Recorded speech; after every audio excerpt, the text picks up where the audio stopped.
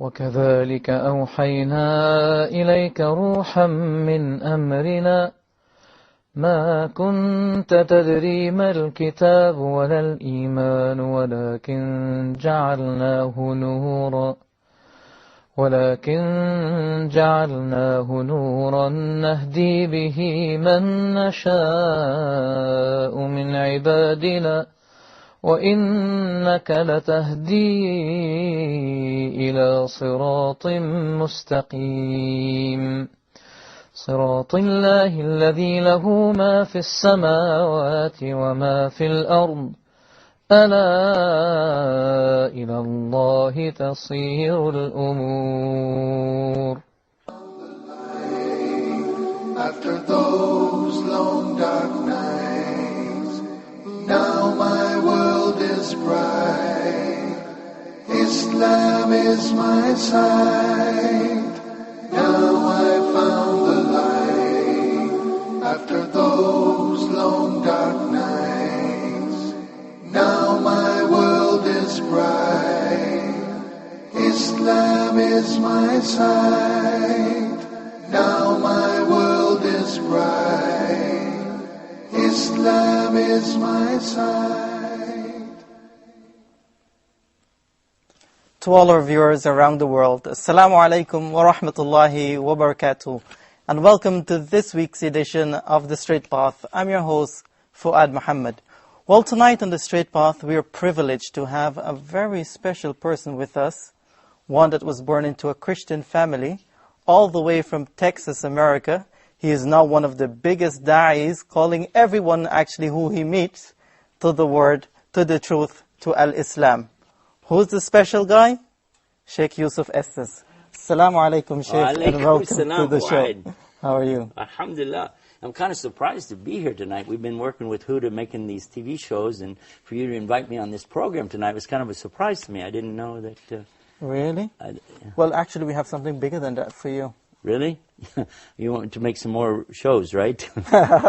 Actually, bigger than that, Sheikh. You know, we've been working on that one called, it's called Beauties of Islam.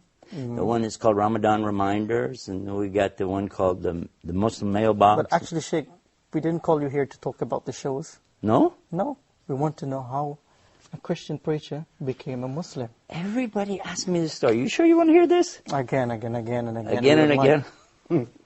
Ever since 1991, so many people ask me this, I decided to put up a website on the internet that tells the story. Yeah, in the story on there, it's actually true. It's so true. But even now when I read it, I start crying. Because I remember how I used to be and how I am now. And I remember that man who helped me get to Islam. But I'm getting ahead of myself. If you want to know, I can tell you this story. It all started when my father told me that we're going to start doing business with a man who's from Egypt. Oh, really? I got excited. I said, okay, Egypt, that's the land of the pyramids and the Sphinx. You know, they call him Abu Hol. Yeah. And this is going to be like Nile River, and was that the Cleopatra? Yes. I said, I could just see business cards now with those pyramids on it, camels and all this kind of... And then my father, he says, and he's a Muslim. Muslim. I said, a what? He's Muslim? Oh. I was thinking, of all the things. I said, Dad, you know we can't do business with a Muslim?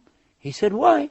I said, because my father knew these TV evangelists. Maybe you heard of some of them, like Jimmy Swaggart and Jerry Falwell and all these different guys. And he knew them.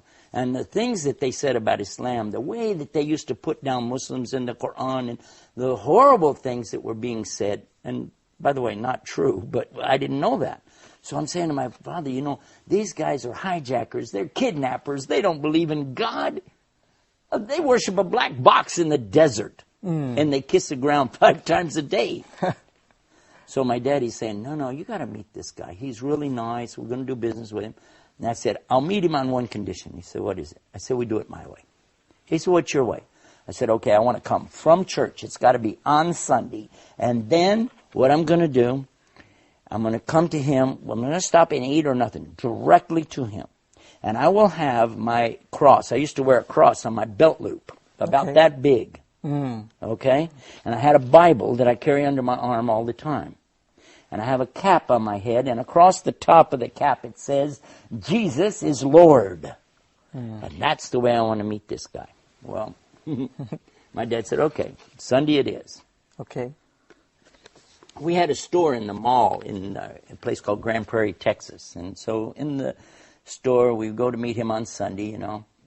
Now, I was ready for this guy, and I imagined, what's this guy going to look like? You know, he's going to be wearing one of those long white robes, and he's going to have a big outer garment thing, what they call a bisht over that, and he's going to have a turban on his head, and he's going to have an eyebrow that goes all the way across from one side to the other, a huge bushy beard that he'll have, and a big sword that he's going to be carrying.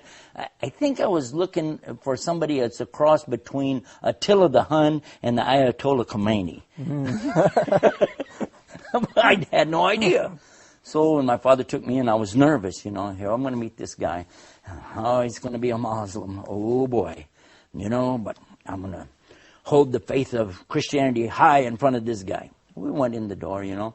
And my father said, here he is. I said, where's the guy, you know? And he brought him over, and I said, this? Because he wasn't wearing any clothes like I was thinking. He was wearing normal, everyday clothes, like you're wearing, you know. And he didn't have even a beard. And he didn't have any hair. Actually, he's bald-headed. Oh, really?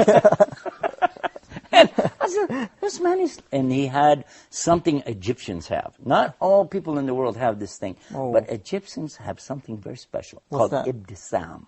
Ibtisam. Well, you know what is ibtisam? Smiling. Smile. He has a big, beautiful smile. And I couldn't help but be caught by this smile. And when I shook hands with him, I said, this is a nice guy. I don't know why, I just felt like he's a nice guy, you know. Forgot everything about being Muslim.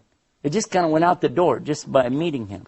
I like to mention this because I want Muslims to know that you need to get out, meet people more. Don't be so reserved. Don't be scared. Don't be afraid to be yourself. Yeah. Because when more people meet Muslims and know real Muslims, then they'll know that this baloney that's going on in the media is just that, a bunch of baloney. But anyway, I'll come back to the story because you asked me. Next thing, immediately after I meet him, hello, how are you? I said, do you believe in God? Just like that. He said, well, yes. I mean, God, though. Do you believe in God? He said, yes. I said, yeah, but the God of Adam. You know about Adam? Yes. Abraham. There's a funny story about this, but I'll tell you later about Abraham. There's something very key about this. Okay. He said, yes. I said, Moses. He said, yes. David, Solomon, yes. So you believe in all those? Oh, okay. You believe in the Bible? He said, yes. You believe in the Old Testament, though? Yes. But you don't believe in the New Testament? He said, yes. Too many yes. I'm going, what? How? I said, yeah, but you don't believe in Jesus. He said, yes. I'm going, what? That's not what we heard. I did not hear it that way. I said, yes, but you don't believe he is the Christ, the Messiah. He said, yes. I'm going, wait a minute. But you don't believe he's with God. He's going to come back in the last days. He said, yes. I said, this guy's going to be easy. I can convert this guy. Immediately, I took him out to have a cup of tea. And we sat together in a little cafe right by my dad's shop. I remember reading that on that I was actually, why did you take him out for that cup of coffee after you met him? Because I was going to convert him. That was it. I'm going to sit right there. The first day, I said, wouldn't that be something? I can convert him on the first day. Wow. And I was ready. You had ambitions. That boy, I'm going to get him now. So I started talking about Abraham. I'm telling him the story of Abraham and his son Ishmael, his son Ishaq, you know, Isaac, as we call him in English, and the story of how Abraham has to sacrifice his son. And he's sitting there going, yes, that's what we believe. We believe that. I said, yes, but what about this point right here where a ram has to come in and be the salvation because there's the substitute and it's so and so, and I'm going on. And he said, yes, we believe that. I was thinking, now, wait a minute. I had talked to another priest friend of mine. Okay. He's not a priest, he's a preacher for the born-again Christians. And he told me to be real careful with these Muslims. But for sure, he was telling me, read this to them because they don't believe this. And he was saying he did believe it. I was thinking, So step by step, I was thinking, we can do this. I went back to my father. I said, Dad, I want us to do business with this guy. My father said, okay, great. I said, because I can convert him. And my father, he's so sweet. He said, leave him alone. He has his religion. We have our religion. He's a nice person. Just, you don't need to convert people. I said, no, this is our mission. We have to save people to the Lord. My dad said, listen, it's up to him to save the people, okay? SubhanAllah. Yeah, my dad said that. I'm thinking, no, I got to convert this guy. So we start doing business. Why were you so eager to convert him? Why? Huh? Why were you so eager to convert him? Well, to be honest about the thing, you see, I was out on the streets going around doing what we'd call in English, Arabic, when we Muslims, we say street dawah. That's what I used to do as a Christian. I would be in the streets and I would have my Bible and I would witness. They call it witnessing, you know. Yeah. I think that's a good comparison, witness, dawah. And I would go up to people like drug dealers or prostitutes in the street, anybody. I see them, they're downtrodden, poor, they don't have a home. If I have anything, if I have some money, I will give it to them. And, well, they're saying, oh, thank you, and give them some food, anything. And then at the same time, I start bringing them the message of the Bible. And I would quote to them many of the scriptures in the Bible, the good things, the things we as Muslims know, or, we should do it too. There's no doubt about it. These are good teachings, very moral and upright things. And so as I was doing these things, I felt a need to call the people to Jesus. Yes. And that's what I wanted to do with this man. And I was told these Muslims are very dangerous people. They don't believe like we believe, and they're, just stay away from them. And I've been warned in a number of times. By your friends? Yeah, by other preachers, actually. Preachers. Yeah. So then the next thing that happens, we start traveling together. This gentleman from Egypt, I can't remember the name of the city he's from, but anyway. So as we're traveling together, working together, I watched his character and I thought, wow. Every time it was time for him to do what he calls salah. Mm-hmm. Salah means like the connection between you and Allah. And it doesn't really mean prayer. It's bigger than that, but you know that. Anyway, so he would stop. Whatever we're doing, he'd say, excuse me for a few minutes. And I would watch him. And we're doing business. We're trying to do this. Here he goes. Walk over there and you'd see him and bowing and putting his head on the ground. And in the moment he would put his head on the ground, I'd say, look at this. This is so unbelievable. A human being, a strong man, who's willing to humble himself to put his head in the dirt in front of his Lord. This is an amazing religion. If you can get a human being to humble themselves like that in front of God, like this, and fasting, not eating, not drinking during the daylight hours, I didn't imagine to see something like this. And then, on top of that, here is a man who had some moral teachings about him that, and I can't even describe it even now, but I'll give you an example and let you think about this. Watch this. One day, I had two little daughters, one about this big and one a little bit bigger than that, I guess, And so to the older of the two, she's about 5 or 6, I guess, he says to her, would you like to borrow $1? And I thought, borrow $1? What's that? You want to give a kid $1? Give him $1. What's this borrow $1 thing? 5 years old, she was at that Yeah, time. So he gave her the $1, and I told him thank you for that. I was thinking, because in Texas we actually say, hey, can I borrow $1? Borrow $10, borrow 20. We don't mean we're going to ever pay it back, by the way. That's the kind of borrowing we're talking about. A few days later, he asked her if she had any money. She had like 4 quarters, something like that. And he said, okay, give it back. This is the $1 you owe me. And I thought, oh, how tacky. Who's this man, And I asked him, I said, what's that? He said, well, do you remember another time that I borrowed $1 from her and I paid her back? I did remember that. Yeah, one time he asked her for $1 and I thought that was tacky. But then he gave it back and now he's asking her to pay it back. And I'm asking him, what's this about? He said, it's training the children to learn the responsibility of the value of the money and the value of your word and how you live up to what you say you're going to do. He said, and it was less than 2 days, not because children's memory wouldn't last that long, but within 2 days, he did this. And I realized that this is a huge teaching in business. And he said, and another point is, it must never be more than the original amount. Because no riba in Islam, there's no usury, no interest. I thought, wow. I said, let me watch this guy a little bit more, Step by step, I watched his character. And then one time we would go to these like flea markets and things like that, put out these tables with stuff. I get a lot of stuff that is outdated merchandise. The dates on it are so close, no store would sell it because it's going to expire. In the United States, it's a big deal, you know. So if the date's going to expire within 2 or 3 days, nobody would want it, you know. But you could sell it at the flea market. And it's what we had. So I have the table lined out with stuff. You know, a lady came and she started to buy some things. And he reached under the table and was giving her things from under the table. I said, what are you doing? He said, I'm giving her this. I said, look, this has got 4 or 5 more days than this. Give her this stuff. He said, I can't do that. It's not my religion. I said, what? He said, this stuff here has only got 1 day left. Now, this stuff here has more days. I said, but that's why we put it up there. He said, that's not for me, okay? He said, you can do it. I don't want to do that. I said, okay, do whatever you want to do, you know. He was an amazing man. And I kept thinking, you know, if we get this guy in Christianity, we're going to make him a saint right away. Maybe even an angel. So you still wanted to convert him? Huh? You still wanted to convert him? Of course!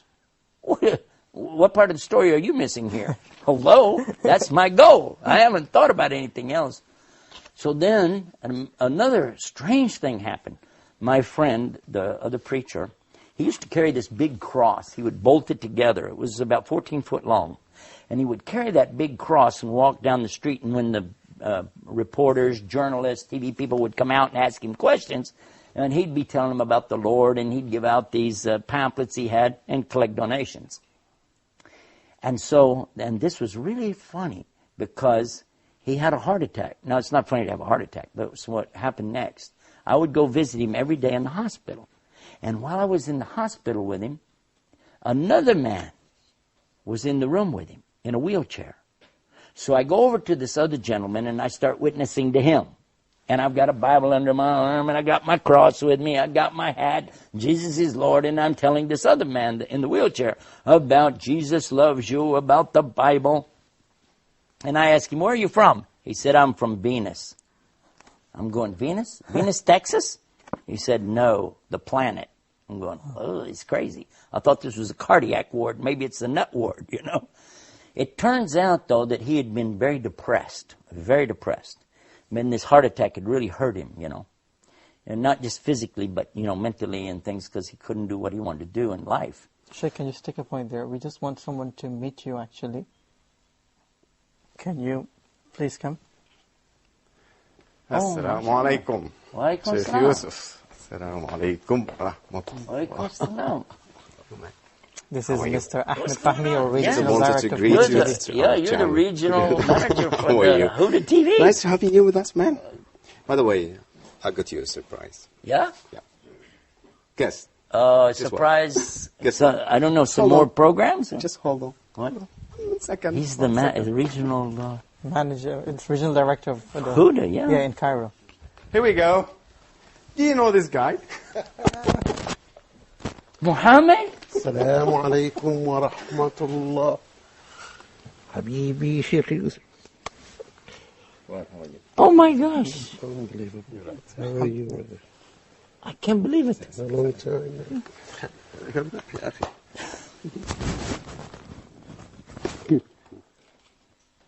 How are you, man?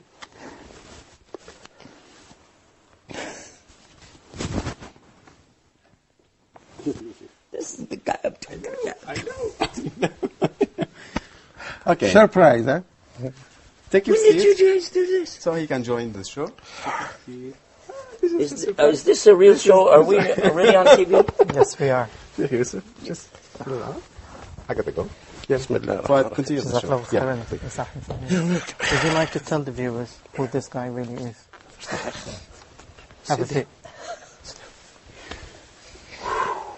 It's been a long time. How are you? Alhamdulillah. How about you? I'm talking about you. I'm sitting here. You know that. It's been there. All Have the you been time. here listening to this? I've been just trying to make a surprise for you. I know you were here I'm surprised. in Egypt. I'm surprised. For sure. Alhamdulillah. I'm glad to see you in a good health and talking about me too. Is this really, we're still broadcasting? This Yes, is- we are. Okay. All of this is on camera. Because otherwise for I the want to viewers. just take him and we're going to go out and... This is Muhammad Abdul Rahman. This is the man I'm telling you about. This is MashaAllah. Allah يحييك Sheikh Yusuf. this is the light for Islam to me. Allah يبارك فيك. Wallahi, I am so impressed of what I hear always about you and what I watch on the TV. May Allah reward you for your efforts and your strength in keeping your path like this for 17 years now. Every time I tell the story and I think about you, Allah يخليك Sheikh Yusuf. I thank Allah so much that He sent somebody like this man. Why? I don't want to talk about you in front of your face. This is embarrassing. No, I hear. But this man, if Allah would have sent anybody else, I would not have listened to them. Subhanallah. Why? Why? Because you remember I was just telling about the priest and the one in the wheelchair. I was just telling you the story. This man was in a wheelchair, and it turned out he was a Catholic priest. Okay. So when I was witnessing to him, he said, okay, I want to confess something to you. And I said, don't confess to me, I'm not a priest. I'm not even a Catholic. He said, I know that. I am a Catholic, I am a priest. Okay. And I was shocked. You remember? Yeah, I remember. Father Peter Jacobs. Peter Jacobs, yeah. I remember him very well, yeah. When he got out of the hospital, I asked him to come and live in the house with us. And in the meantime, we had brought Muhammad to live in the house with us. We had a big house out in the country. Okay. We called it the ranch. Okay. Yeah. And this You time you remember were the new in ranch? America. Midlothian, huh? This time you were new in America. Yeah, less than 1 year. Less than 1 year. Yeah. Sometimes he would say words, I didn't have a clue what he was saying, but he'd be smiling, I'd be going, yeah, I guess. You know, he was still getting his English together. Oh my God. You're Texan. Oh, and then what happened? Yeah, I was so, I don't know if I can remember what we're doing even here now. This is shocking me. Okay, you met the guy in the hospital. Oh, yeah. He said he's from Venus. Yeah, well, that's what happened. After I found out he was a Catholic priest, I realized that, you know, he didn't like me coming and preaching to him as a Protestant Christian, you know. Anyway, when he came to live with us, I was telling him about this guy is a Muslim living with us. Let's convert him. He's telling me, actually, as a Catholic priest, we had to study Islam. I know about Islam. I said, you do? He said, yes, it's a very important religion, and it has this and this. He's known the 5 points of Islam, you know, the pillars. Yes. Believing in Allah and His Messenger and performing the salah, the prayers, fasting Ramadan and paying zakah, the charity, and also making pilgrimage. He knew all about these things. So then we would sit around the table at night. Now here's what we do. Clear off the table after the food. And then nonchalantly, let's just discuss the Bible in front of our Muslim friend.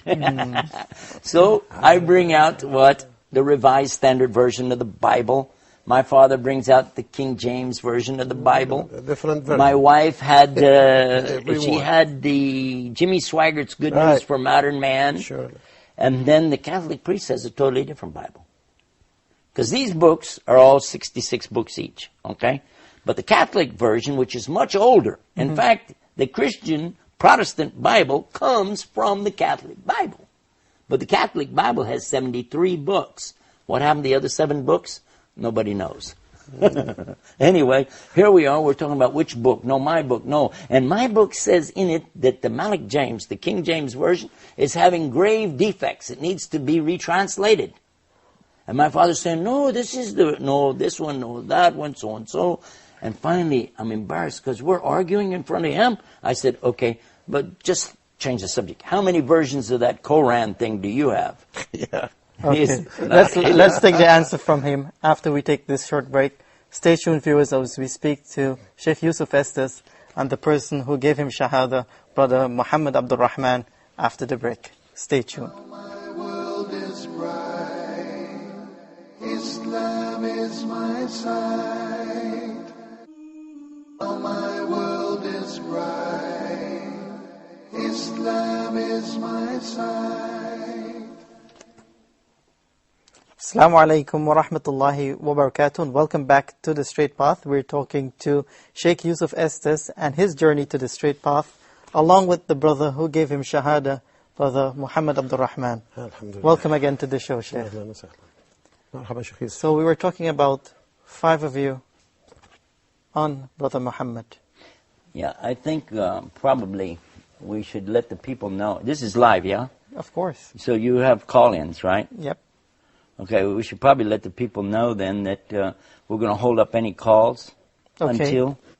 until after we complete this story. I think it's better. What do you think? Of course. I'm not trying to tell you how to run the show, but it just, you know. So the next thing that happens, you see, after the Bible, Quran thing, because he says the Quran only has one version. And there we are. We're here with all these different versions of Bibles. He's saying Quran is only in Arabic anyway. You can have all the versions you want in translation, and they're not Quran. None of us would ever consider somebody gives you a Islamic ruling from a translation of Yusuf Ali. No way.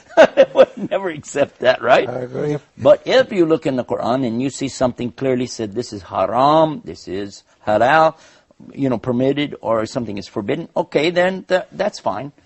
So he's saying there's only one version of Quran, it's in Arabic language. And I felt like, okay, that was a dumb argument. I wish I had never brought that one up. So the next time we're sitting around, okay, let's go this way. I have another idea. Okay. In the meantime, my preacher friend has already told me, I talked to him on the phone, I went to his house, he said, stay away from that Muslim. Stay away from them, and whatever you do, if he brings that book, that Quran book, don't touch it. Don't read it. You had any idea they were planning this? No, at all. Conniving and planning is what we were doing. How to convert this Muslim to Christian.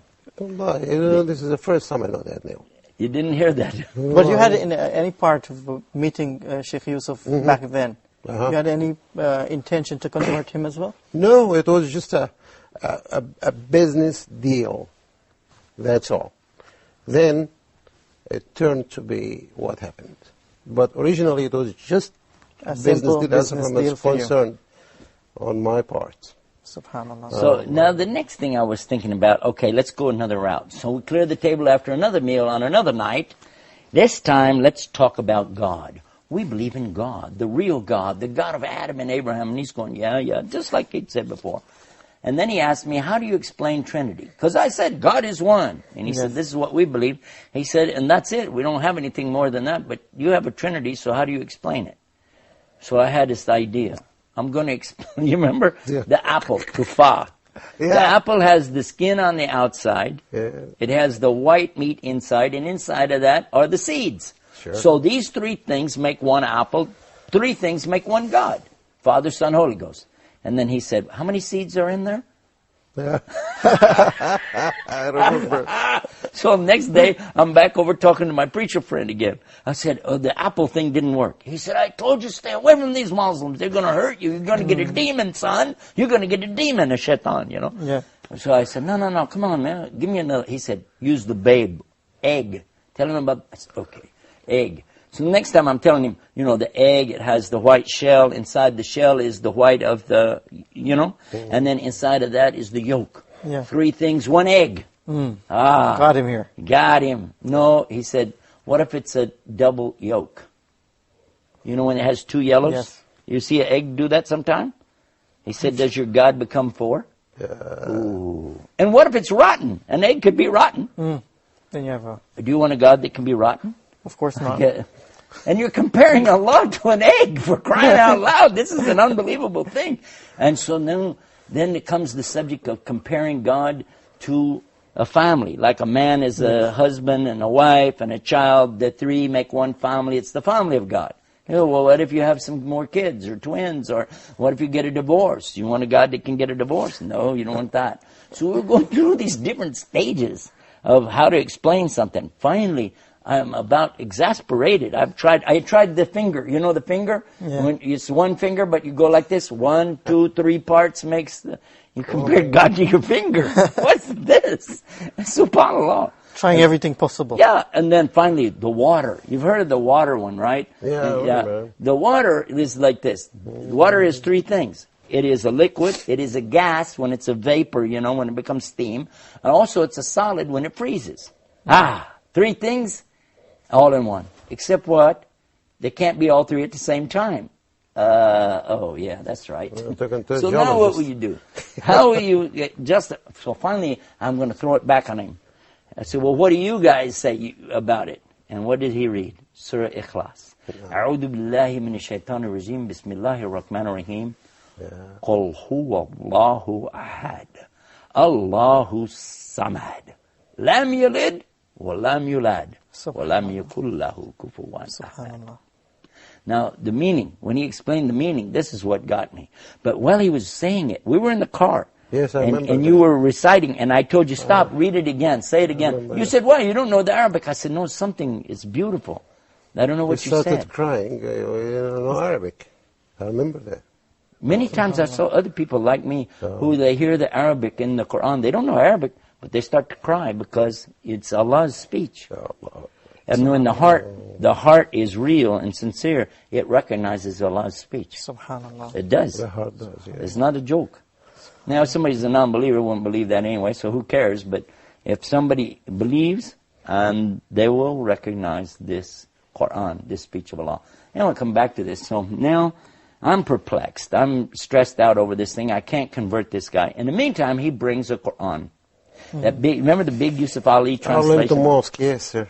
You got it from the mosque. Arlington Mosque, yeah. Yeah, and he brought it, and he set it on top of the counter in my dad's store. It was set up there. And I'd look at it, and he said, do you want, I said, no, that's okay, you know. And when he wasn't looking, you see, I went over and I looked at it, and I remember my friend's warning, don't read that book. So I said this little prayer in my heart before I touched it. Oh God, protect me from any evil while I read this book. Now, any Muslim knows that that's exactly what we always say anytime we go to the Quran. Every Muslim does that. A'udhu billahi minash shaitani rajim. I seek refuge with Allah from the cursed devil. And then we begin to read the book. Exactly. I didn't even know I was doing the right thing. I opened it up. And what I read? Surah Fatiha. Subhanallah. Anybody that knows Surah Fatiha, they knows this, how beautiful it is. It said, Bismillahir Rahmanir Rahim, Alhamdulillahi Rabbil Alameen, Ar-Rahmanir Rahim, Maliki Yawmiddin. Iyaka nabudu wa iyaka nasta'in. Ihdina siratal mustaqim, siratal ladina an'amta alayhim, ghayril maghdubi alayhim, waladallin. And this man sitting right here is the one who taught me how to recite that. I remember the first day. I remember the first day when you said, would you like to learn how to do this? And you were teaching us Bismi, Bismi, Bismi. And we were saying Basmi? No, Bismi. Bosmi? No, Bismi, Bismi, Bismillah. Bismillah, Bismillah, Bismillah. And finally we got Bismillahir Rahmanir Rahim. I said, wow, that's good. He said, no, that's just the first part. But it said Bismillahir Rahmanir Rahim. Alhamdulillah Rabbil Alameen. It took us like 2 days to get that. Wow. Yeah, I remember that. But we were so excited by hundreds of times until in Arabic, and he's a Texan, you know. Careful now. Don't mess with Texas. No, I'm not messing with it. Because I am one of them, so I can mess with them. The next thing that happens, though, the Catholic priest, he asked Muhammad, can I go to your church? Meaning the masjid. He went with you. You remember that? Yep. And they were having all this business going on, and so-and-so in the mosque at that time. The Muslims are the biggest enemy to Islam in America. But that's another story. Very tough period, yeah. Yeah. So when you brought Peter back, Father Peter Jacobs, when he came back to the house, do you know what we did? My wife and I took him aside and we said, what did they do in there? Did they slaughter any animals? Did they make any bombs? What were they doing? He said, no, they came and they stood, and they were bowing, prostrating on the ground, sitting, and then they left. I said, that's it? He said, that's it. Salatul Subh. They just came and prayed and left. That was it. So I said, And all this time you had no idea. That they are doing something in my, behind me. but in the same time, I started feeling motivated to explain Islam to these guys. They had so many questions. Okay. So that meant something to me. Okay, so you're starting now. It's not just a business deal now. I give it more. No, it's not only a business, just business anymore. It became just something else together with the business. What was the point? Changing that intention that you really wanted to tell them about Islam? Well, every time we want to just close that file of religious debates and comparisons and all this stuff, which sometimes never ends and might create problems and difficulties and hardships, even amongst the good people if they are ignorant. But I notice that these people are not ignorant. They have a lot of knowledge in the area of religions. Mm-hmm. So actually it became a matter of the picture of Islam in their eyes. They're talking so much about it. And then I had to just start getting them the right picture. SubhanAllah. And just become clear. MashaAllah, you did an conscious. excellent job. Allah is Sheikh. So, okay, go ahead, sir. Well, I was just thinking that when we took that priest aside and we were asking him, what do they do, what do they do? And he was telling me nothing, they just prayed. And I said, what kind of music did they have? And he said, they didn't have any music. I said, like, remember, I'm a music minister. That's Yes. my job in the church. I said, how can you worship God without music? So I didn't know anything about Islam. Really, I didn't. I thought I knew something. I didn't know anything. But then, we started all thinking and asking. As he said, we asked a lot of questions, and we weren't trying to debate anymore. We were just trying to learn. What does Islam say about this? What does it say about a man and a woman's relationships? What does it say about fathers and sons and daughters? About adoption. Once they said that they had an adoption story. So many things. But then the Catholic priest asked you again to go the next week. Right. Yeah. This time they didn't come home until very late at night. And when they came home, here the priest, he got out of the car. You got out. I recognized you right away. But who is this guy with you? Because he was wearing a long white dress. He had a pillbox cap on his head. I said, what did you do? Did you become a Muslim? Yeah, no, and he said, Ashhadu an la ilaha illallah, Ashhadu Muhammad Rasulullah. So look at this. A Catholic priest becomes a Muslim. Now here I am telling my wife about this at night. We were just about to go to bed. Yeah. I was all excited. I was, and I'm telling her, look, this Catholic priest became a Muslim. What are you thinking about Allah, the Quran, so and so? She said, I want a divorce. I said, huh? She said, I want a divorce. I said, why? She said, a Muslim can't be married to a Christian. I want a divorce. I said, wait a minute. Whoa, I didn't say I want to be a Muslim. I will never be a Muslim. No. Don't worry about a divorce. Besides, Muhammad told us a Muslim woman can't be married to a Christian man. Yes. But if I became a Muslim, we could still be married. It's the Muslim woman that can't be married to the Christian man. Mm-hmm. She said, that's exactly what I'm talking about. I want to be a Muslim. I said, what? I wasn't ready for that. And then I said, wait a minute. Hold on, there's good news here. Because I really did like Islam. I didn't know how to tell anybody. I wanted to say, I couldn't. So I said, okay, I too wish to be a Muslim. That's the good news. I'll be a Muslim too. She said, I don't believe you. I said, no, I'm telling the truth. She said, no, you're a liar. I said, I'm not lying, I'm telling the truth. She said, you're either a liar right now, or you were a liar 5 minutes ago when you said you didn't want to be a Muslim. Either way, you're a liar. I was shocked. I said, what am I going to do? So I went downstairs. Actually, she was throwing me out of the house. And I was thinking, how did she throw me out of my father's house? I went down and I woke you up. Oh, she was throwing you out of the house? She was, yeah. Wow. And I went down and got you. That's when we walked around that night. Yes. Walked all of those back roads, all through Midlothian. You remember? Yeah, the ranch. Until the sun started coming up. And I'm asking him a million questions. Mm-hmm. And finally he said it like this. He said, it was a beautiful thing he said. It's not between you and me anymore. It's not between you and your father. My father was a minister, by the way. He said, it's not between you and your wife. This is between you and your Lord. You need to go talk to him. And he let me go. And he went off to pray Fajr. And I went off and I put my head on the ground in the same direction I'd seen him do that. And I said, let me do what he did. And with my head on the ground, I said these words, oh God, guide me. And when I lifted up my head, I knew I needed to be a Muslim. I went in the house. I went upstairs.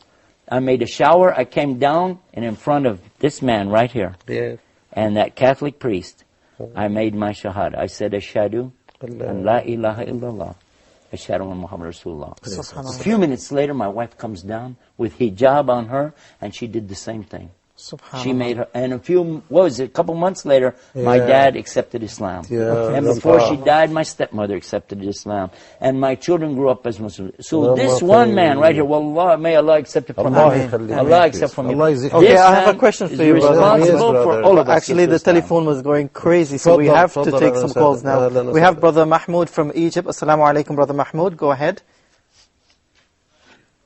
وعليكم السلام ورحمة الله وبركاته. وعليكم جزاكم الله السلام. خير. All Sheikh Yusuf, Sheikh Muhammad, جزاكم الله خير. أهلا وسهلا يا I'll أخي. be quick as possible to let people the chance. I want something that I want your opinion about. I have someone who is Catholic from Memphis, USA. I just had a small story with him. He just asked me once on the internet. He asked me if I'm a Muslim, and I said yes.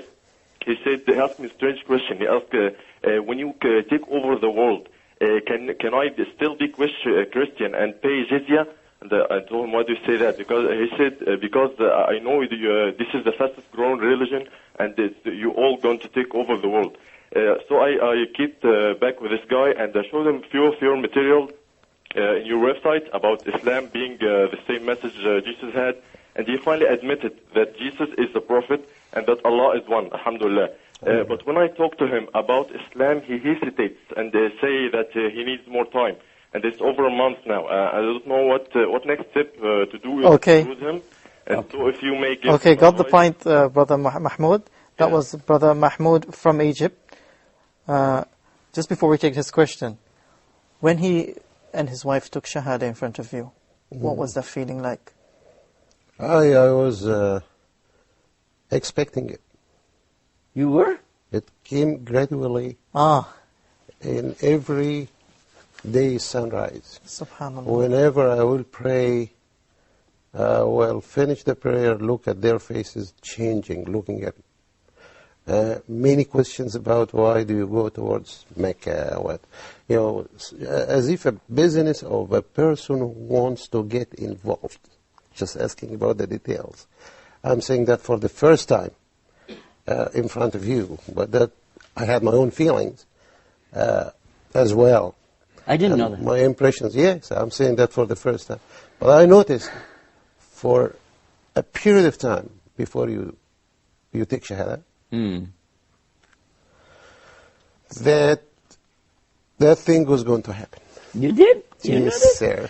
One time I Increasing caught this daily man basis. in the night. I caught him in the night, and I saw him praying, so I asked him the next day, because I came downstairs for something. So next day I asked him, I said, I thought you guys only pray 5 times a day.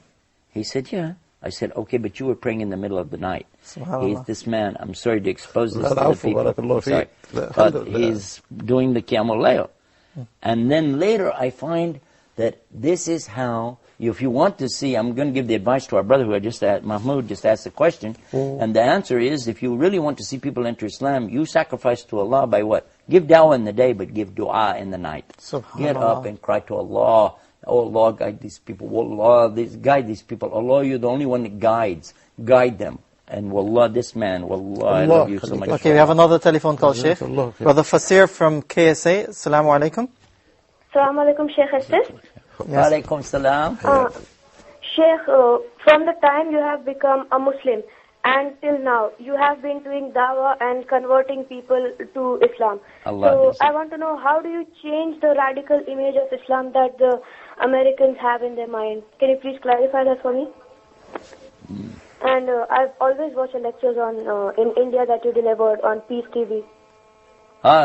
She's going to try to advertise another TV show on our show. MashaAllah. Whoa! Huda Jazakallah TV, khair, Peace TV. Fasir Okay, from KSA. good news is, by the way, we all love each other and we're all working for the same God. Alhamdulillah. Yeah, so she was asking, how do you see the Muslims in America? Well, I think it's only fair to finish Mahmoud's answer about the Catholic person who's with him.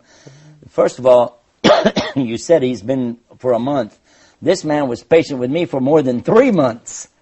But look at the reward he gets. He gets the whole entire family and all of us giving dawah. Who knows how many thousands of people entered Islam and all waiting for you on the day of judgment. Barakallahu feek, ya Sheikh. So, alhamdulillah. I think so we be have another patient telephone and, call. Go ahead. Yes.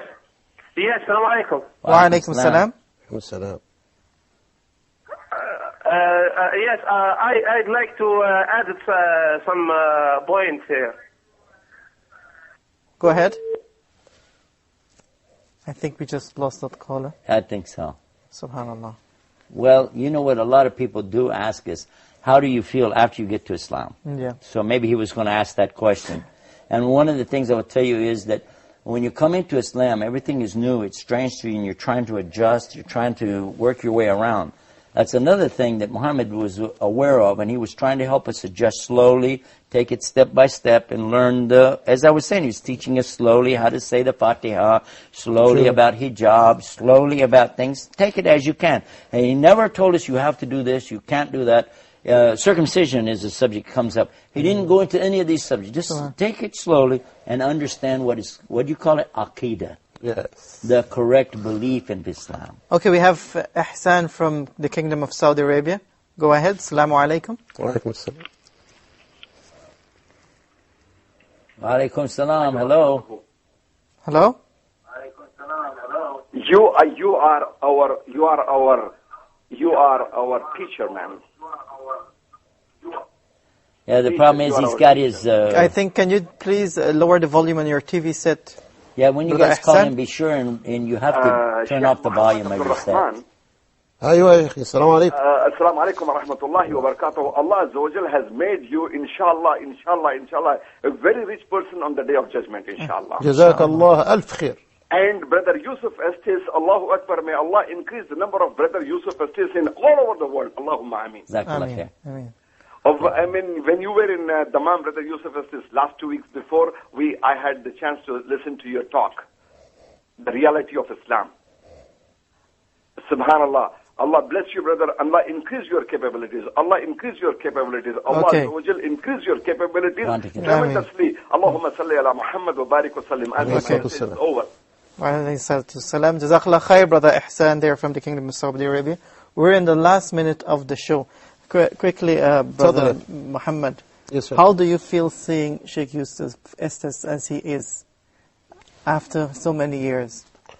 Wallahi, I feel so much fortunate to have that thing happening to me like this and to that scale. Of course, I was so happy when he embraced Islam with the family. Nobody can deny that. It's Of very course. good. But what I never expected that he would go through all this boom in da'wah. I didn't say that to him before, sorry for saying that, but he did. I was, of course, watching and tracing. We were in touch. After he became a Muslim, I moved to Houston, Texas, from our area, Dallas. And then we split. Yeah. But by phone and all this stuff, Okay. we were. But now, he went beyond what I thought he would, to be honest with you. Okay. I hear his news in wherever he goes and the number of people. Subhanallah. So Okay. I see him like a rizq for me. Subhanallah. My director is telling me good. that I'm out of time. Sheikh Alhamdulillah. Yusuf Estes, Jazakallah khair for being with Maybe us. we'll do some more show for you. Of course, inshallah. Maybe next week. Okay, I'll tell you what, let's do that. Are you busy next week? We can do What day? Well, I'll be more than glad to. Perfect. Okay. Jazakallah khair. Okay. Thank you very Great much, to see you. Sheikh Yusuf Estes. Shukran. Thank you very much, Brother Abdurrahman. La'fu Allah hayyik. For the viewers, Marhaba. that is Straight Path for this week. Thank you very much. Hope you enjoyed the show. Until next time, Assalamu alaikum wa rahmatullahi wa barakatuh. Now I found the light after those long dark nights. Now my world is bright. Islam is my sight. Now I found the light after those long dark nights. Now my world is bright. Islam is my sight. Now my world is bright. Islam is my sight.